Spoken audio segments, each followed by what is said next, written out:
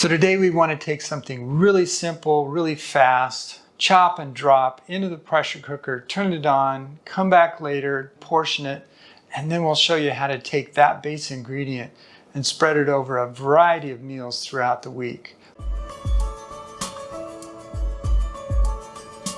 And in nature, one of the best examples of flow is water. If you think of a stream, it cascades down the rocks. That same thing we can do in the kitchen too by cascading dishes. Instead of forcing water uphill, which so many times that's what we do out of frustration in not knowing how to eat more plants, we're going to start at the top and cascade down. Join me, Steve Bryce, as I guide you through what I learned, tips, techniques, tricks, as well as mistakes over the years as I explored plant-based eating in my transition from being a meat eater, working in the meat industry, to becoming a vegan chef and running 2 restaurants. I've got a lentil dish that's got onions, peppers, sweet potatoes. These are frozen vegetables, garlic that I had roasted earlier, and lentils. And it's a simple dish. We're simply going to just dump them in the pressure cooker, cook it, season with salt and black pepper, and then create that as a base dish. Then we can take that later, and part of our philosophy is to have cascading dishes, or basically treat your own home kitchen like a restaurant.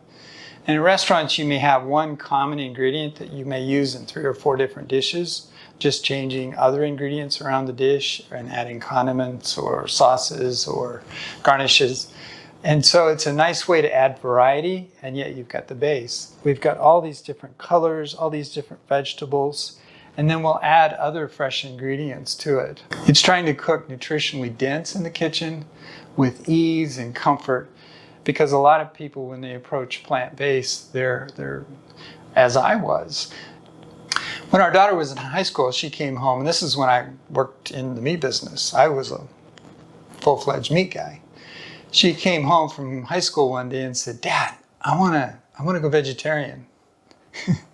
And so I was open to it. I really was, because even though I was working in the meat business, I knew it wasn't right. I knew I didn't like it, but yet here you are. You're basically trapped doing a job that you have skills, background, experience, knowledge, talent doing, but you don't want to be doing it. I think a lot of people can relate, but that's where I was at that point. And so our daughter said, "Dad, I want to go vegetarian." And my first thought was, what do you eat? Because I was raised on a farm and we always had meat. Because normally we construct our plates traditionally, at least since the 50s or 60s, because of marketing, and that's how we've been conditioned. So usually you have a protein that's sometimes called the center of the plate, that's always animal protein, and always in a huge portion, it seems. Starch, which is usually a potato. That's how Americans consume the majority of our quote-unquote vegetables, is via potatoes. And then you have a vegetable, which is usually something that's been boiled almost beyond recognition, whether it's peas or carrots or even, heaven forbid, broccoli. So that was what was in my head. That's what I thought. What are you going to eat? And I thought, which we kind of liked beans and rice. We actually had that as a dish. But I thought, can you have beans and rice 7 days a week? And what do you do about the other meals? What do you have in a sandwich? I couldn't imagine a sandwich that wasn't either, well, peanut butter and jelly, but that didn't have some kind of deli meat in it, whether it was ham or turkey or roast beef. And so it took a lot of years, maybe 15 years, of learning and reading and researching, and then actually practicing and doing, to the point to where one of the restaurants that we ran was actually a vegan cafe. So it's doable, it's possible. I mean, if I can get there, I think practically anybody can get there. Our goal at Flowing in the kitchen, is to help you minimize some of that work, to minimize some of that effort and worry and concern.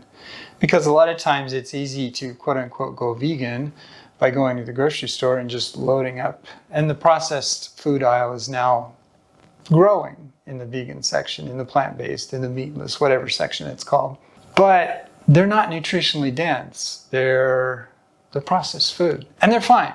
That's fine for a transition, or it's fine for celebrations. I really I think they're good, and I think they have their place. I just don't think they have their place on an everyday basis in your plate. So as you enjoy the last bit of your meal, don't forget to move in nature or practice flowing in on your mat whenever you want to find flow and ease in your life.